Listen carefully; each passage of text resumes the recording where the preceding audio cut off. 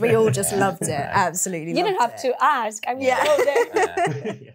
Paddington has a passport and he left London for Peru. What do you think would be a nice new destination for him when he decides to travel again? Oh, that's a good question. I think Japan would be pretty cool. I was Tokyo. gonna say Asia, then somewhere. Yeah. Because they absolutely love Paddington in Asia, and especially sort of like the Japan. I think that would be really cool. Yeah. That'd be really cool. Yeah, I think that would be great.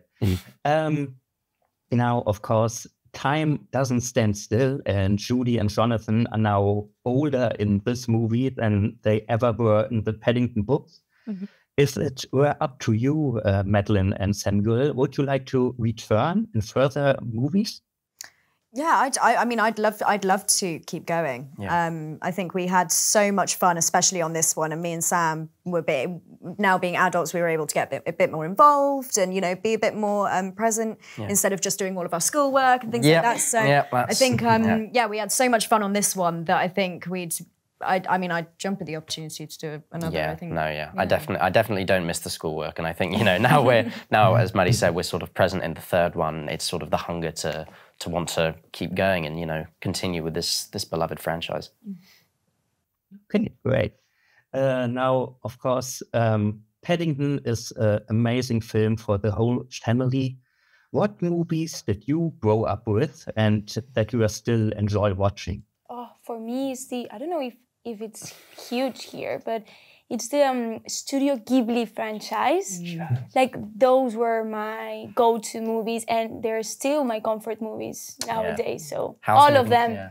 For me, it was My Neighbor Totoro. That was my fave. Howl's Moving Castle is for me. I love Howl's Moving Castle. Me and my brother, we'd always fantasize of the food in anime, and it's amazing. But I think also, when I was younger, I used to watch Up, and that was such a I love that film so much. So I think that's definitely one of them. It's Monsters Inc. for me. Monsters Inc. and The Emperor's New Groove, and just all of those sort of classic films growing up as a kid. And even now, if I'm feeling down or need a bit of just a bit of lightness, they're the films I go to, especially Monsters Inc. And now they just make me cry. It's just so lovely.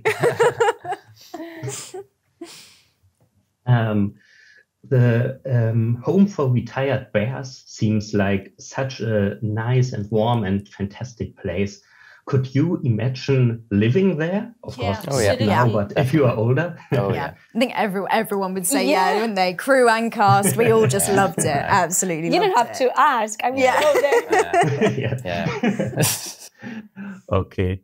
Now, Carla, what was it like for you now? This is, of course, your first Paddington movie and a pretty big production. How was it to work with Antonio Banderas as your movie dad? Well, I don't know. It's just a dream come true, I would say. He's iconic in Spain. He's just massive, and it's been just a pleasure to be around him even. And I'm so grateful for the opportunity. And this is my first ever non-Spanish movie that I'm in, so it's been just a very, very strong step in my career, and Okay, that's my time, so thank you very much. Right. Thank you so much. Have a good day. Bye. Die Browns kommen nach Peru. Macht euch bereit! Tante Lucy! Ich fürchte, sie ist zu einer Art Mission aufgebrochen. Tief in den Dschungel. Wir haben keine Ahnung, wo sie ist. Naja, wir wollten ja einen unvergesslichen Urlaub.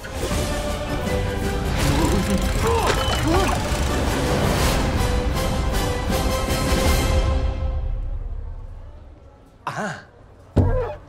Willkommen in Peru.